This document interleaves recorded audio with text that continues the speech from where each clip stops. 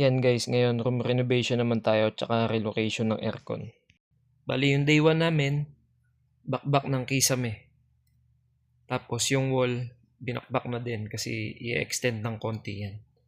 Then, remove din yung aircon natin. Ayan, ito na yun ngayon. Day 1 pa din yan guys.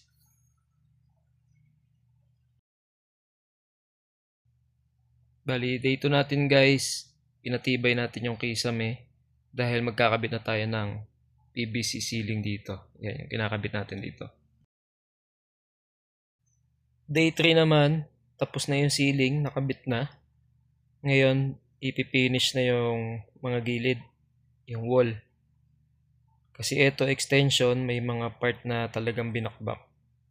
Ito yung sinasanding natin dito. Pinapakinis natin. Ang susunod dito, kakabit na yung cob light niya.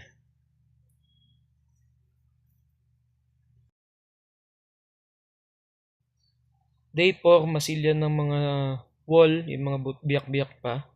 Tapos, finishing ng cob light. Yan na, buo na yung cob light.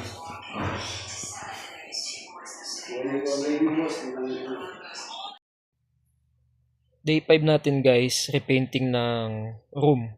Kasama na yung cob light, then wall.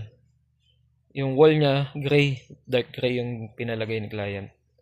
Then, sinabay na natin sa day 6 natin yung re-insulation ng copper pipe para sa aircon kasi nagmo-moist na to. Then, after natin re-insulate to, nilagyan ko na din to ng cladding para presentable siya tignan. Hindi siya nagbabakbak. Hindi yun naninilaw-nilaw at kinakapitan na alikabok. Ito na yung finish natin. May cladding na yan. Diba ang ganda niya na tignan.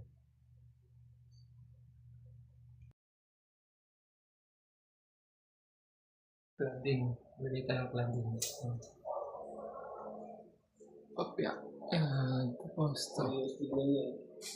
Oo. Yan. Bababa na lang to bukas. Kasi dito to. Ito na yung before natin i-extend yung room tsaka i-re-insulate yung pipe. Ito na yung after. Day 7 and 8 natin guys, finishing na lang. Installation ng ilaw, installation ng aircon, repaint ng mga kulang-kulang na hindi na pinturahan. Ito na guys, yung turn over natin sa may-ari. Okay na lahat ng ilaw, switch, saksakan, aircon, wall, paint. Kaya kung nagustuhan nyo to, please like, share, and subscribe. Salamat!